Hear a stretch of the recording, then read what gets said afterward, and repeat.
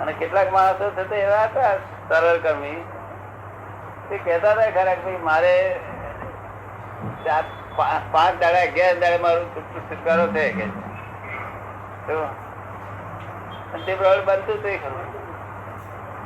બીજા માટે કે જુદા કાયદા છે, કાયદા એ અને મોહ છે.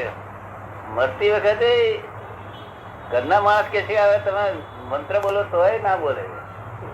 કાકા મંત્ર બોલો ને, તાર કાકા છે કે અક્કલ હવે અક્કલ નો કોથળો હોય.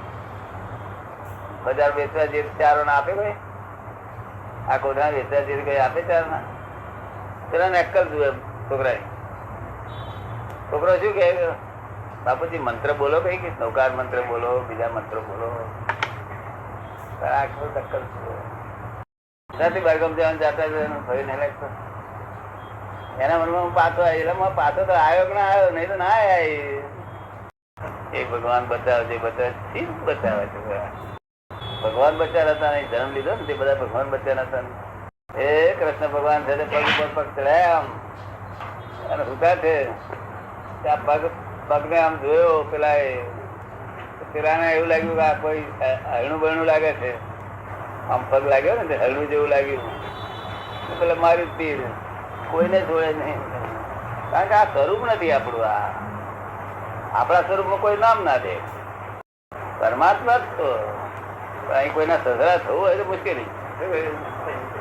એટલે તિરસ્કાર ન ઉત્પન્ન થાય એટલા માટે આપણે કહીએ અમારી ઈચ્છા.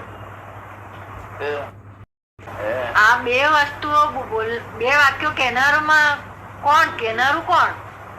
એ તો જયારે મરણ થયું, જે મરણ થી જે જુદો હોય તેનું જ હોય ને. પ્રતિષ્ઠિત આત્મા ના, પ્રતિષ્ઠિત આત્મા મરણ વાળો છે. પ્રજ્ઞાનું કામ છે. આ બધી મરણ વાળો છે પ્રતિષ્ઠિત આત્મા જ કે ને, અને પરવાનો છે પ્રતિષ્ઠિત આત્મા. એ તો બોલે જ નહીં ને એવું. તો પછી કોણ કે છે? પ્રજ્ઞા કે છે. જેને જ્ઞાન નથી એવું બોલે તો એને ક્યાંથી પ્રજ્ઞા આવે? શું થયું? બધાને પ્રજ્ઞા તો ઉત્પન્ન થયેલી ના હોય છતાં આવું બોલે. હા, પણ એ તો બોલે એટલે પણ એ પ્રજ્ઞા જેવો ભાવ જ છે. એક જાતનો જુદો ભાવ છે. આનાથી મરનાર થી જુદો ભાવ છે. શું છે? મરનાર થી જુદો ભાવ છે. મરનાર પોતે એમ ના કે હું મરી જઉં.